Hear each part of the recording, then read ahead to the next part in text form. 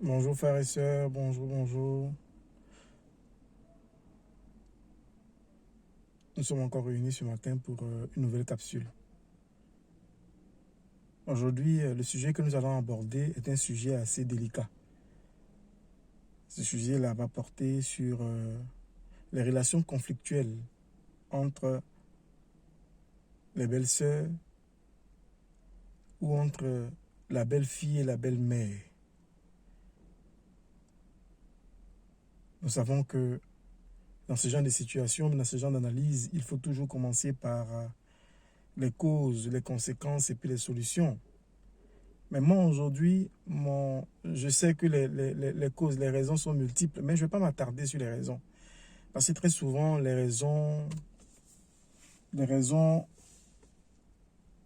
frisent la bassesse. Je vais plus m'attarder sur les conséquences, parce que mon objectif, c'est d'amener tout un chacun à comprendre les, les retombées, les actes qu'on pose. Parce que, comme je le disais dans une précédente vidéo, la loi et la terre est régie par des principes, par des lois. La terre.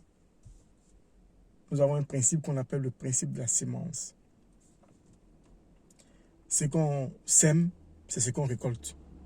Tu ne peux pas s'aimer les pépins de citron pour espérer récolter des mangues. Ou bien tu ne peux pas planter un manguier pour espérer récolter des corosols. Ce n'est pas possible. Il y a les principes basiques. Voilà. Donc, pour revenir sur le sujet, je vais simplement interpeller, pour qu'on puisse se comprendre, interpeller dans un premier temps les sœurs du marié. Je vais dire aux sœurs du marié que peu importe les raisons qui vous met en conflit avec la femme de votre frère, sachez que dans le principe, vous n'êtes pas obligé d'aimer la femme de votre frère. Ce n'est pas une obligation. Vous n'êtes pas obligé de l'aimer. Parce que mine de rien, le frère, en décidant d'être avec une femme, avec sa femme, c'est lui qui va assumer les conséquences de son choix. C'est lui qui va assumer les conséquences de son choix.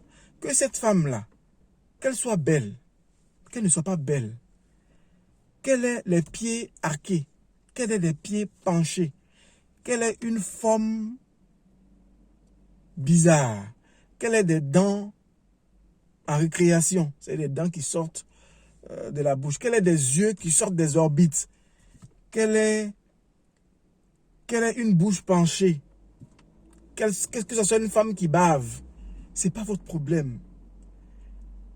Votre frère dit que c'est celle-là avec qui il veut vivre. Vous n'êtes pas obligé de l'aimer. Par contre, vous avez l'obligation de la respecter. Parce que c'est elle qui vit avec votre frère.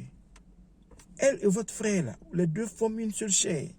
Donc si vous ne la respectez pas, c'est-à-dire de façon directe ou indirecte, vous ne respectez pas votre frère. Voilà. Il vit avec elle, les deux forment une seule chair. Si vous ne la respectez pas, ça veut dire que vous ne respectez pas votre frère.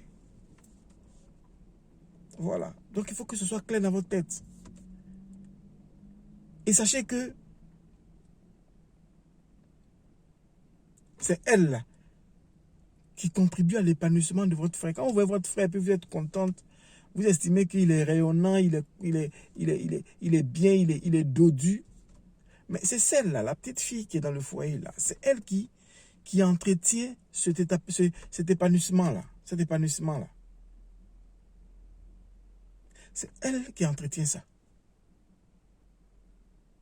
Donc, Vraiment, si vous avez du respect pour votre frère, respectez la femme avec qui il vit.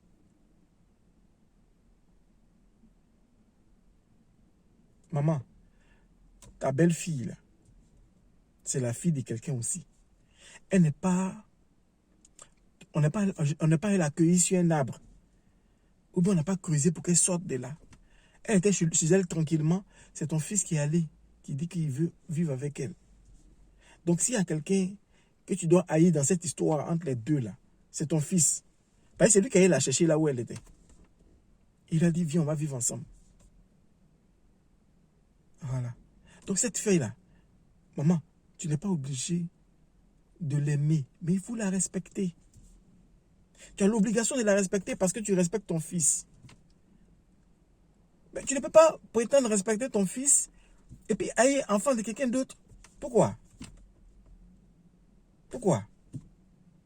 Et cette fille-là, c'est elle qui donne c'est elle là qui a donné les petits enfants que tu dis que tu aimes là. Et quand tu les vois, quand tu vois les petits enfants là, tu es là, oh, chou, choupi, choupinette, choupi. Hein? C'est cette fille penchée là, que tu n'aimes pas là. C'est elle qui a donné naissance à ces enfants là. Maintenant, moi la question que je me pose, c'est de savoir, est-ce que véritablement, les petits enfants là, est-ce que vraiment tu les aimes? Parce que si tu n'aimes pas ta belle-sœur là, ta belle-fille, pardon. Si tu n'aimes pas ta belle-fille là, je me demande est-ce que tu aimes les petits enfants? Parce que quelqu'un peut pas venir s'arrêter devant moi pour me dire, vraiment moi là, j'aime la mangue, mais je n'aime pas le manguier. Moi là, j'aime la goyave, hein, mais je n'aime pas le goyavier.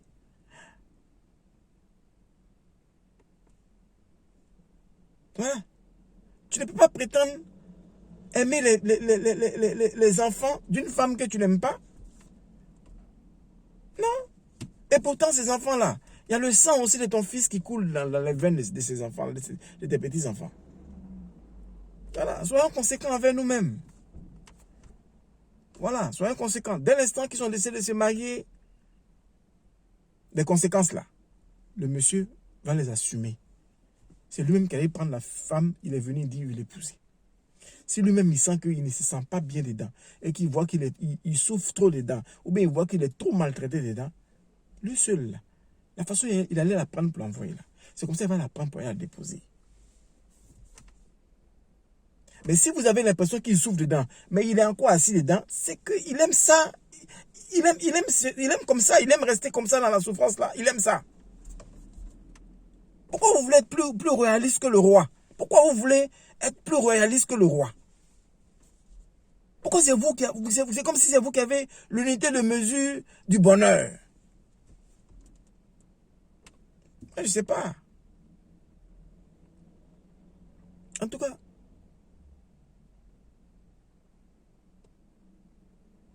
toi aussi, belle fille, toi qui es arrivé dans la famille des gens, il faut comprendre que le monsieur qui est là, il n'est pas tombé aussi du ciel.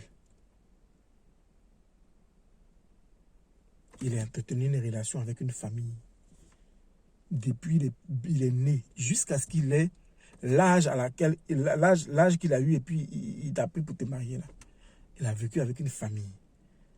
Donc cette famille-là, c'est-à-dire que quand il est sorti, quand il est né, il est resté à la famille là. Il a épousé, pour ne pas dire, il a épousé l'éducation issue de cette famille. Voilà. Donc, quand il vient là, c'est dit, quand tu le prends là, c'est un tout. C'est lui avec ses soeurs, avec sa mère, tu les prends comme ça. Tu n'es pas obligé d'aimer sa famille. Mais tu es obligé de les respecter aussi. Belle fille, tu es obligé de les respecter aussi. Ou belle sœur, tu es obligé de les respecter aussi. Voilà, c'est pas parce que tu es marié là, tu es dans le foyer de monsieur, que c'est fini, plus personne ne doit avoir accès à ta maison, ou tout le monde devient à tes yeux sorcier, ou plus personne ne doit venir voir. Non. Non, c'est pas comme ça. Si tu veux que ta relation là prospère là, si tu veux que ta relation là prospère là, il faut dégager des ondes positives. Il faut dégager l'amour. Même si en face, on ne te le rend pas. Même si en face, on te le rend mal. C'est toi qui es avec ton mari. C'est toi qui es avec tes enfants.